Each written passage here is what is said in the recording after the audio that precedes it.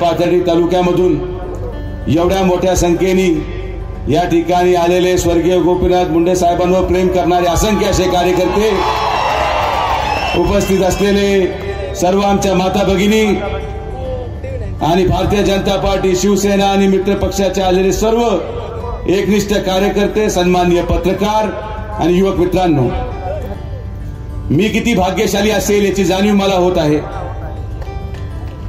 की या भारतीय जनता पार्टी आणि युतीचा मी पहिला उमेदवार आहे ज्यांनी अजून अर्ज सुद्धा भरला नाही, पण माननीय पंकजाताईंनी आपली सभा या ठिकाणी माझ्यासाठी घेतली.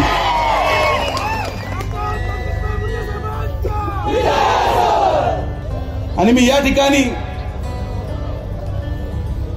माननीय पंकजाताई मुंडेंच्या समोर या शेवगाव पाथर्डीच्या जनतेला शब्द देतो की या विधानसभेला मी आणि माझ्या बरोबर असलेला प्रत्येक सहकारी माननीय आमदार मोनिकाताई राजळे यांना आमदार होण्यासाठी काम करणार.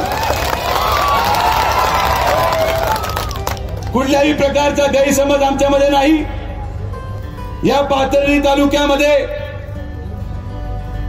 कैलासवासी पद्मभूषण डॉक्टर बाळासाहेब विखे पाटलांचं जेवढं योगदान आहे याचं 5% जरी योगदान समोरच्या उमेदवाराच्या कुटुंबाचं असेल तर मी निवडणुकीला अर्ज सुद्धा भरणार नाही.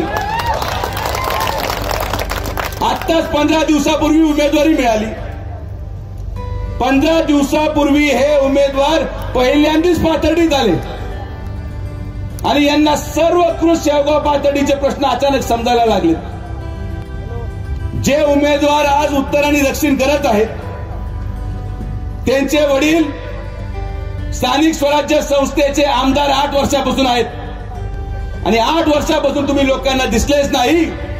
तर मी तुम्हाला सांगतो, जर हा खासदार तुम्हाला निवडून दिला तर हा सुद्धा तुम्हाला अजिबात दिसणार नाही. हीच वास्तविकता आहे.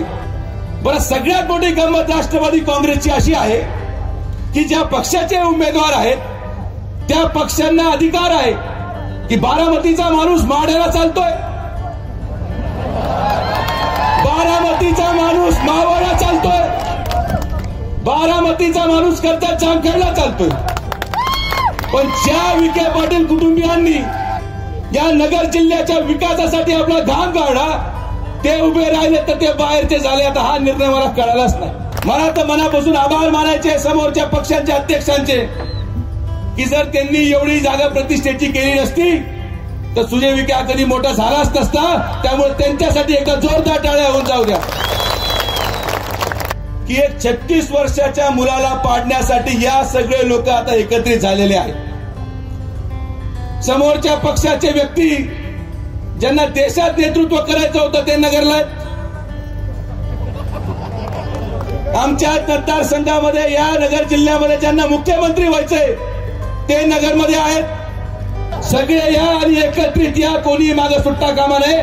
तुम्ही ताकद लावा. माझ्या मागे या नगर जिल्ह्याची 18 लाख जनता ठामपणे उभी आहे. या ठिकाणी